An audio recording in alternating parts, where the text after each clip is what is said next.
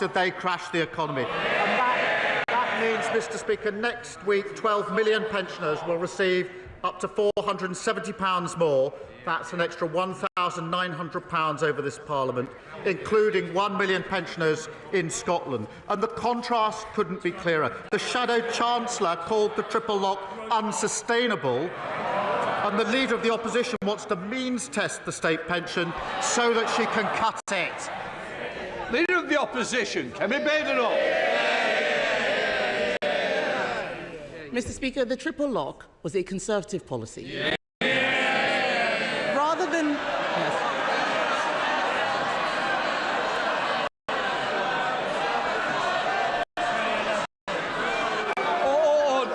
Order. I know... You was inadvertently said. Carry on, Leader. Rather than the Prime Minister congratulating himself for what we did, why don't we talk about what he's doing? Yes. From Sunday, Labour's jobs tax will mean many British businesses face a terrible choice: to cut wages, put up prices or sack their staff. What is the Prime Minister's advice to those businesses? Well, Mr Speaker, she says the triple lock was Conservative policy. It was once thought to be the party of sound finances, but they blew all of that. Mr Speaker, she asked what we're doing. We're clearing up the mess that they left. We're dealing with global instability, and we recognise the pressures that are bearing down on businesses and individuals and working people. That's why we're rolling up our sleeves. And yesterday, Mr Speaker, I was pleased to announce the national living wage increasing by £1,400. For millions of workers. We've announced £150 for the Warm Homes discount, extended now to 6 million households. That's 1 in 5 families. And wages are going up faster than prices.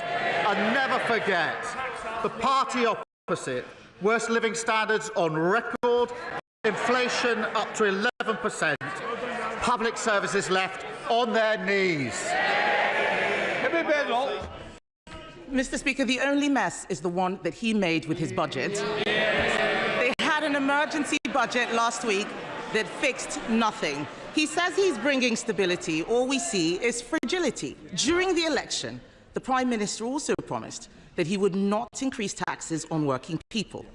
But even the OBR says that the jobs tax will be passed on to workers. On average, families will be £3,500 poorer. Why should anyone trust him again?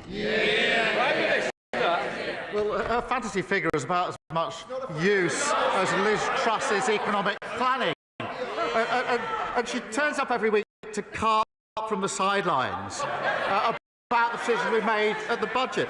Yesterday, Mr Speaker, she held a press conference and she couldn't say whether she would reverse the decisions that we made at the budget. Now, I understand, because she can't bring herself to say that she doesn't want the investment of an extra £26 billion in our NHS.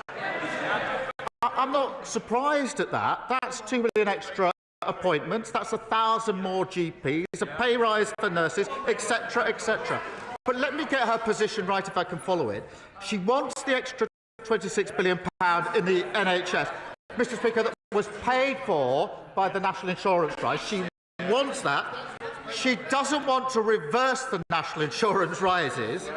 So she's now reduced this absurd position of voting against the budget, carping against a budget that she actually agrees with. Mr Speaker, I don't agree with making people poorer. I don't agree with pensioner poverty. I don't agree. Out there, they are calling it awful April. That's because of decisions he has made, because he made promises and broke them. His promises are worthless, Mr Speaker. Yes. People are getting poorer. Yes. Before the election, he pledged to freeze council tax. Instead, it's going up everywhere. Even in Birmingham, where there's 17,000 tonnes of rubbish uncollected on the streets. Does the Prime Minister regret promising the British people he would freeze their council tax when he has so obviously failed? Prime Minister. Well, I have to ask, if she doesn't want people to be poorer, why didn't she resign when she was in government? Mr. Speaker, the last government put up council tax for 12 years in a row. She, I think, was actually Minister for Council Tax. And in the year she's been, what she do? She put it up. And even now, the Conservatives' own Local Government Association manifesto, so currently their position, page 9, we asked the government to remove the caps on council tax. So who's leading the charge? Hampshire County Council, they wanted a 15% hike, we said no. Slough Council wanted a hike, we said no. Windsor and Maidenhead was Tory, now Lib Dem, they wanted a hike and we said no. And it's no surprise that council tax is £300 cheaper under Labour councils than under Tory councils. Mr. Speaker, he doesn't want to talk about Birmingham, and that's because he knows the situation. So I'll say it again. 17,000 tonnes of rubbish on Birmingham streets. Normally, a state of emergency is called for natural disasters, not Labour ones. His policies have left our economy dangerously fragile. The Chancellor, once again, left herself no room for manoeuvre. Economic experts, real economists, say she will either have to break her fiscal rules or put up taxes. Which will it be? Prime Minister. I think she must have picked up the script she was using a few weeks ago. Because it was only then she was saying, in the spring statement, to put up taxes. But look, Mr. Speaker, in relation to the situation in Birmingham, it is completely unacceptable. I fully support the Council in declaring a major incident to resolve the situation, and we'll put in whatever additional support is needed. But when the party opposite was in government, we lost more days to strike action than in any year since the 1980s. Workers were on the picket line, not on the front line, and that sent waiting lists through the roof, so we'll take no lectures on industrial harmony from them. Mr. Speaker, the whole House would have heard that he didn't say whether or not he could keep his fiscal rules. That means that it's either that or putting up taxes. 9 months ago, we left Labour the fastest growing economy in the G7. We did. And I remember watching his MPs laughing at their first destructive budget. They've had another one that has made our economy dangerously vulnerable. The Bank of England says his policies have pushed up the cost of living for families. Does he disagree with the bank, or does he accept his policies mean higher bills? Prime Minister. Mr. Speaker, she must be the only person left in the country who actually thinks they did well on the economy when they were in power. That was what was tested at the last election. Living standards the worst on record. Inflation, 11% it soared up to. The NHS on its knees. Oh, Mr. Speaker, she's so obsessed with talking down the country that she's not read the OBR forecast properly. Growth up in 2026, 2027 up, 2028 up, 2029 up. And thanks to our planning reforms, the largest growth measure the OBR have ever costed. And what did the Tories do when the bill came before Parliament? They abstained. Well, you don't grow the economy or build houses by yourself. They're the same old party. They haven't changed. Nothing's new. Mr. Speaker, he talks about inflation. We left it at 2%. It is now twice what the OBR forecast when we were in government. The fact is, his decisions have made our economy fragile, just as we face global trade wars. In November, I urged him to seize the draft US trade deal Conservatives negotiated.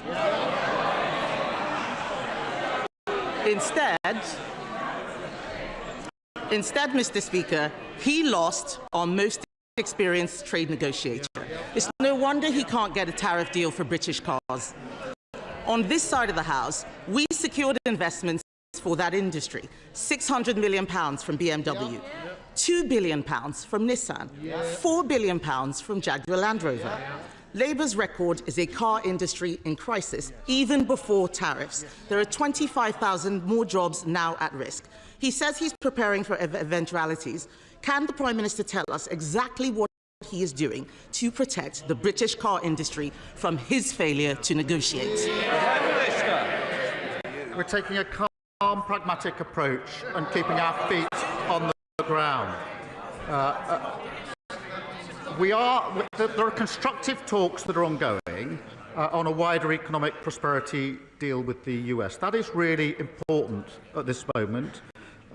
We are working with all sectors that are likely to be impacted, and we're guided by our national interest at all times. And that's why we've said we won't rule anything out. But it is important at a moment like this that we don't have knee-jerk reactions, that we are actually cool-headed about this, and that's why we won't rule anything out.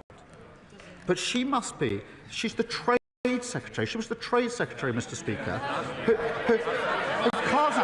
who failed to get a trade deal with the US.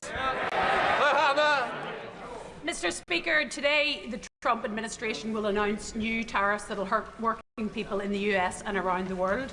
Would the Prime Minister agree with me that at a time when big tech has grown fat by corrupting our politics and preying on young people, that the wrong approach would be to pander to his bullying tactics and to tech millionaires in his imperial court by cutting the digital services tax? Can he assure the public that the poorest won't get cuts while the richest get a free ride? Prime Minister.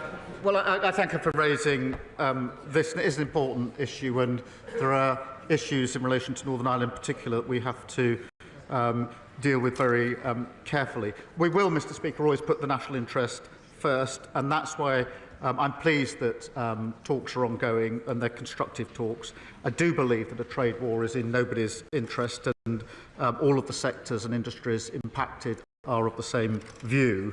So we'll continue to make that progress in the national interest. The Leader of the Liberal Democrats, Sir Ed Davey. Thank you, Mr. Speaker. Can I associate myself with the earlier remarks of the Prime Minister, particularly about Myanmar and Thailand? And can I support the aid that is going and hope that despite the budget cuts we can be as generous as possible because of the humanitarian crisis there? Mr. Speaker, the Prime Minister has shown commendable leadership over Ukraine with his plan for a military coalition of the willing against Putin. Will he now provide similar leadership with an economic coalition of the willing against Trump's tariffs for free trade so we can avoid a global trade war and a global recession? Prime Minister. Mr. Speaker, I think every week he tries to tempt me to make what I think is a false choice between our relationship with the US and our relationship with other countries, particularly Europe. I think that's the wrong choice on defence, on security intelligence, for reasons that we've rehearsed across this chamber. I also think it's wrong on trade and the economy. We have a good deal of trade, a balanced trade relationship with the US, and I believe that our interests are best served by calmly trying to secure a deal which is in our national interest, whilst at the same time preparing and leaving all options on the table. Sir Ed Davey. Minister's reply. I hope he is able to cut a deal, but I increasingly fear that the deal won't be good enough to avoid a global trade war. That's why I think one of the options must be to work with our European allies, our Commonwealth allies and others, because we don't tackle Trump's tariffs. We could be saying goodbye to free trade for a generation. Mr. Speaker, if I may turn to a domestic matter now. 3 years ago, the American private equity firm KKR bought a 25% stake in Northumbrian Water. Since then, people across the North East have seen their water bills soar, whilst in last year alone, Northumbrian Water has dumped nearly 1 million tonnes of raw sewage into Durham's Whitburn Coast Conservation Area. KKR are now poised to buy into Thames Water because ministers have ruled out a special administration regime. Can the Prime Minister guarantee that Thames Water will not be allowed to repeat the same trick of putting up bills and dumping raw sewage at the same time? They allowed it, he shouldn't. Mr. Speaker, in relation to his comments at the beginning of the question, I really do think it's not sensible to say the first response should be to jump in to a trade war with the US. That cannot be the first response of the United Kingdom, and I will resist his urgings to do that. In relation to water, he's absolutely right to point out the appalling record on water of the party opposite, just like your record on everything was appalling. And that's why I'm really pleased that we've passed the Water Act already to take the necessary measures, but we will go further. Deputy. Yesterday, the Work and Pension Select Committee visited Manchester, where we saw the power of devolution in action, in this case helping people find work. So with just 5 percentage points separating Labour and Conservative last time, does the Prime Minister agree that to get the maximum advantage from Labour's devolution offer, the West of England needs an ambitious Labour Mayor in Helen Godwin for more jobs, to fix our buses and to get the homes we need built? I believe it's best for communities when their leaders have skin in the game. Helen Godwin grew up in Stapleton, went to college in Filton, and has a great record fighting for the community where she's raising her family. Mr. Speaker, our plan for change has delivered record funding for the West of England. That's more money for better buses, for potholes, and getting young people into work. That's the difference a Labour Mayor working with a Labour government delivers for the West of England. Thank you, Mr. Speaker. The Prime Minister will know that many in the House will be assuaged by his suggestion that he will act in the national interest in relation to tariffs. But most won't have considered that in acting in the national interest, what occurs in Northern Ireland is no longer solely in his control. He knows that exports from Northern Ireland are UK exports, rightly so. Yet imports to Northern Ireland could lay at the consequence of EU retaliatory action. In keeping all of his options open, now we have to live in a world with the consequences of the last government with his support. Will he indicate that he is prepared to take steps to either exempt Northern Ireland from EU action or take retaliatory action if they do not? Prime Minister. Can I thank him for raising this issue, which is of real importance to his constituents and everybody in Northern Ireland. It is a very serious issue. That's why we need to be calm and pragmatic. And I think that's what workers and businesses in Northern Ireland would want to see from this government at a time like this. We are, as he would expect, looking carefully at the details of any retaliatory tariffs announced by the EU, if they are, and what impact they might have on businesses. As he knows, where goods do not enter the EU, then businesses can claim a full reimbursement of any EU duties paid. But I reassure him the interests of Northern Ireland at the forefront of our decisions, and he may want to know that this morning the Business Secretary spoke to the Northern Ireland Executive because this is a serious issue and we need to work together to resolve it in the interests of everybody in Northern Ireland. Mike Tapp. Thank you, Mr. Speaker. While the last government resorted to damaging keyboard diplomacy, this government is leading, bringing 40 nations together this week to tackle illegal immigration. Like the Prime Minister, I've seen firsthand how counter-terror powers can disrupt threats before lives are lost. That same approach is essential in dismantling the smuggling networks, Mr. Speaker. Does he agree it's time the Conservatives and Reform dropped the posturing, put national security first and backed our borders bill? Well, I mean, the party opposite tried an open borders experiment. We are now tackling illegal migration.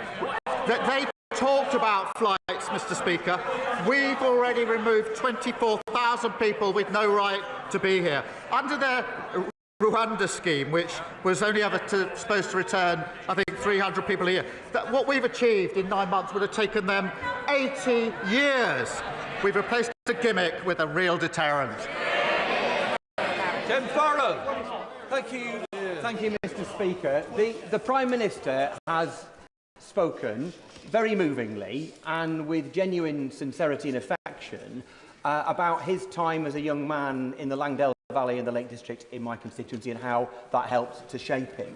So I wonder if he's aware that the hill farmers who maintain those stunning landscapes in the lakes and elsewhere will be earning on average significantly less or barely half the national minimum wage due to cuts in their income, despite the fact that they provide the backdrop to the remarkably important tourism economy. So would you agree to meet with me and upland farmers in the lakes and the dales so that we can design a scheme together to end this poverty and equip our hill farmers to produce food and protect our epic landscapes for generations to come? Prime Minister. He and I share a love of the Lake District, and we still go back there with our children now. This is a serious issue, obviously, and that's why we've put a record amount into farming at the budget, but also set out our roadmap. But I'll happily make sure that he gets a meeting with the relevant minister to go through that and to take on board any points he has to make in relation to it. Any bills? Thank you, Mr. Speaker. Hundreds of residents in my constituency at Union Park are facing massive £1 million worth of charges to repair their heating system, to repair fire safety works that haven't been put right by the developer, who has now declared bankruptcy and walked away. Their new freeholder has washed their hands of responsibility and instead is leveraging huge ground rent bills and fines against those residents. Does the Prime Minister agree with me? This is exactly why we have to move forward with our plan, much delayed from the party opposite, to abolish the outdated leasehold system once and for all as part of our plan for change. Prime Minister. The Deputy Prime Minister is saying absolutely in my ear. Mr. Speaker, we will end the feudal leasehold system, which has left millions of homeowners subject to unfair costs and unreasonable practices. Our reforms include clear standards for repairs and maintenance, and this will give homeowners a greater say in how their homes are managed. And I know the Housing Minister will have heard what he said. Calm. Mr. Speaker, this Labour government has failed the British public at every turn. They have abandoned the WASPy women, leaving them without compensation they deserve. They have turned their backs on pensioners by failing to support the winter fuel allowance. They have let down children by keeping a two-child benefit cap in place, and they will inflict further hardship on the most vulnerable by slashing £5 billion from benefits. But perhaps the most immediate and visible failure, one that poses an immediate and direct health risk to the people of Birmingham, is the appalling financial mismanagement of Labour-run Birmingham City Council. After more than a decade of Labour control, their incompetence has led to mountains of uncollected rubbish piling up on every street, so vast that it can be seen from satellites orbiting space. It is nothing short of a disgrace and a damning indictment of Labour's inability to govern. Will the Prime Minister take urgent action to protect the public health and the people of Birmingham by immediately deploying the... Order. We're meant to ask a quick question, otherwise no one's going. Prime Minister. Well, I've said the situation in Birmingham Council is completely unacceptable, but he might want to tell his constituents that we've delivered 2 million extra appointments for the NHS, so waiting lists are coming down for his constituents. We've delivered the national living wage, a £1,400 increase, including for his constituents. We've got record investment into this country, growing the economy, including for his constituents. Blunder. Thank you, Mr. Speaker. My constituents in Harewood and Middleton North are grafters. They want to work and they want to see opportunities created and the skills and investment in infrastructure that we need in future. I welcome the Prime Minister's commitment to fix the transport system in the north of England that's been holding us back, and I would like to invite him to the Atom Valley Development Zone in my constituency to discuss how we can create skilled jobs in North Greater Manchester. Prime Minister. Well, I'm grateful for our question. We will unlock growth across the country in partnership with local leaders, giving powers to those with skin in the game. And we'll fix the North's broken transport system, another thing they left in a complete mess, with nearly £1.7 billion for local buses, for roads and for trams, and an additional £415 million to upgrade the Trans-Pennine route and fixing millions of potholes. And obviously I'll consider her kind invitation. Room. Thank you, Mr. Speaker. Since the Prime Minister and I last spoke, more than 6,000 people have signed an open letter to the Health Secretary in support of North Devon District Hospital, which faces a 10-year wait for urgent repairs.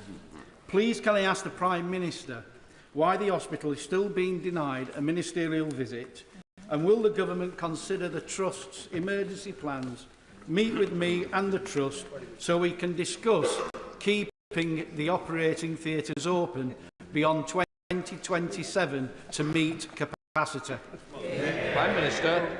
As in our previous exchange, obviously the unfunded promises, fancy promises of the party opposite, meant his hospital would never have been delivered. They shouldn't moan, they should apologise to his constituents. We had to take tough decisions to make the programme deliverable, which is what we've done. We will continue to support the Trust to maintain facilities in advance of the new hospital investment, and the Minister for Secondary Care will be visiting the hospital, and that will be an opportunity, I hope, for the necessary discussions. Jack Mr Speaker, Stone Lodge Academy, a special school in Ipswich, will be one of the first schools in the country to benefit from a new breakfast club this month. Yeah. It's an important step to tackling Suffolk's decade-long SEND crisis, as is the multi-million-pound funding settlement given to opening new specialist places across the county.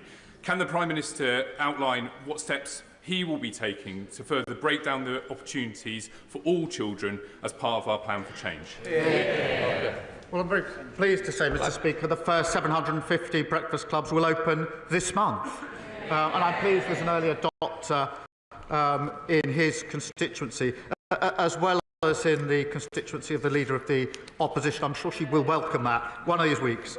Mr Speaker, that will put £450 a year back in the pockets of working people. Mr Speaker, today we've awarded £37 million to 300 primary schools to create up to 4,000 nursery places from September, making it easier for working families to access government-funded childcare.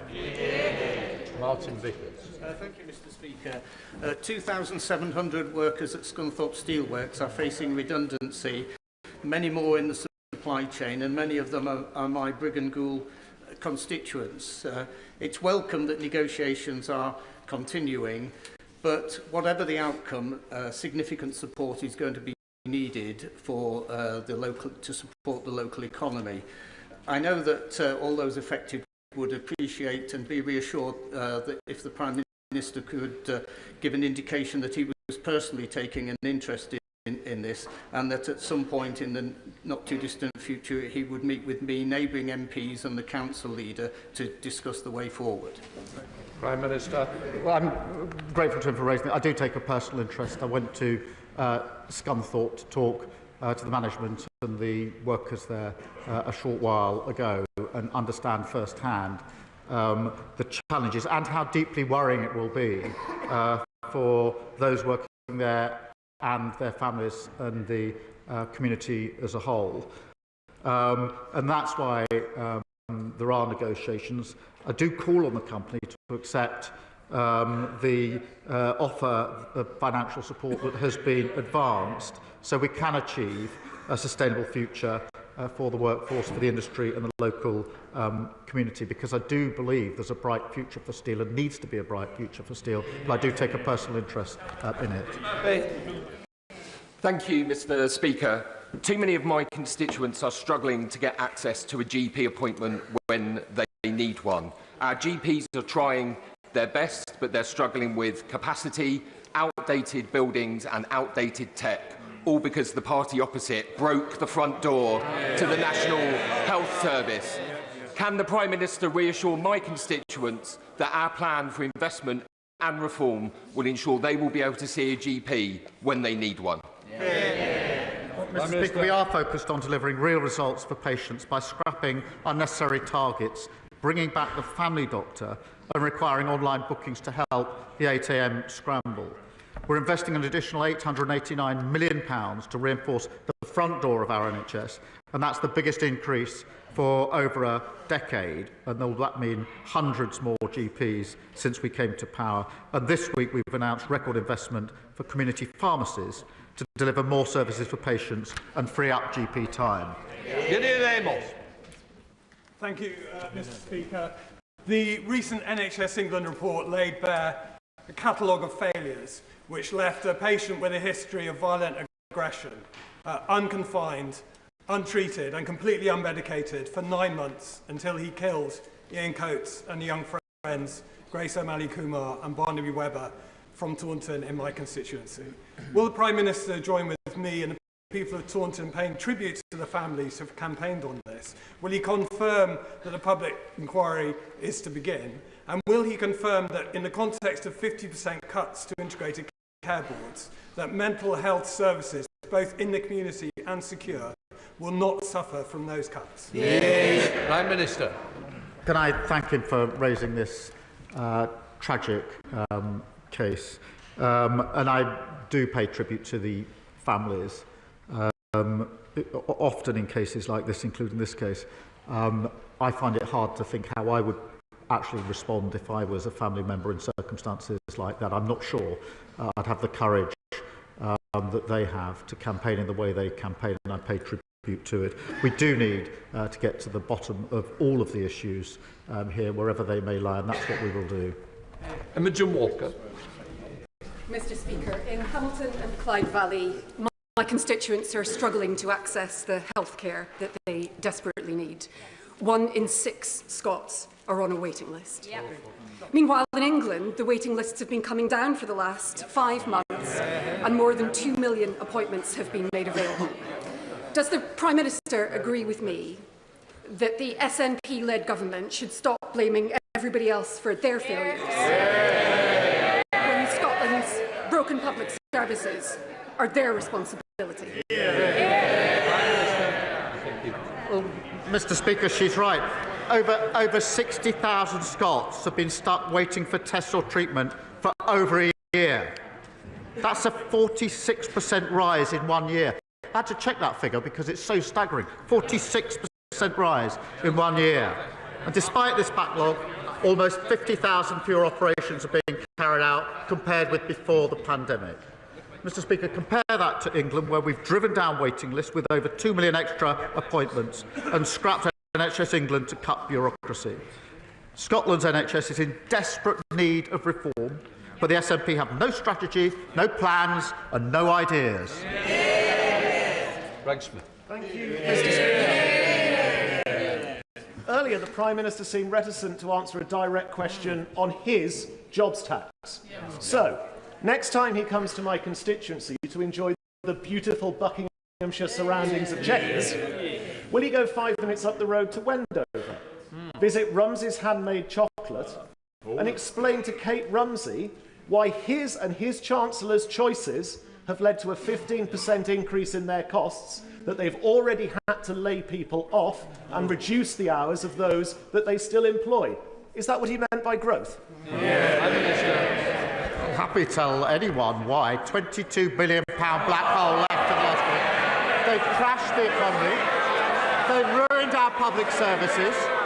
And as we mend that and rebuild the country, they carp from the sidelines. And even now, they can't bring themselves to say they don't want the investment. They can't bring them to say they'll reverse the decisions we've made. They actually agree with the decisions we've made because we're clearing up the mess that they left. Mr. Speaker, 1 year ago yesterday, my constituent James Henderson was killed with other aid workers from World Central Kitchen, taking humanitarian aid into Gaza. Jim's family have told me Jim would want confirmation from our government that we're taking all conceivable steps to make sure that aid, power and supplies are safely returned to Gaza. Could the PM confirm he's doing all he can to ensure this? And could the Prime Minister also confirm he will continue to push for a full investigation to be completed into the deaths of Jim and the other British WCK workers, and for appropriate action to be taken? Prime Minister. Well, I thank you for raising this appalling incident, and our thoughts remain with the families of Jim, of John Chapman and James Kirby. The attacks on aid workers, Mr. Speaker, are never justified. The families do deserve justice. We're pressing the Israeli government to accelerate their investigation, including whether criminal proceedings should be initiated. Can I also say Israel must stop blocking aid into Gaza. Hostages must be released, and we must have an urgent resumption of the ceasefire. Final question, Alberta Costa. Thank you, Mr. Speaker. Double child rapist and murderer Colin Pitchfork is up for parole for the 5th time. Now, I know the Prime Minister doesn't have any direct control, nor should he, over the parole board, but he does have a view. As I've asked all his predecessors, I now put the question to him. Does he agree with me that men who brutally rape and strangle to death young women should, as a matter of principle, spend most of their natural life in prison? Prime Minister. I'm grateful to him for raising this appalling case, and I absolutely agree with him that there must be maximum penalties for anyone falling into that category. I've seen many of these cases for myself firsthand when I was prosecutor for 5 years working with the police on really terrible cases, and know the impact that it has on victims. I thank him for raising it. That completes Prime Minister's questions. We'll let front benches change up. Right.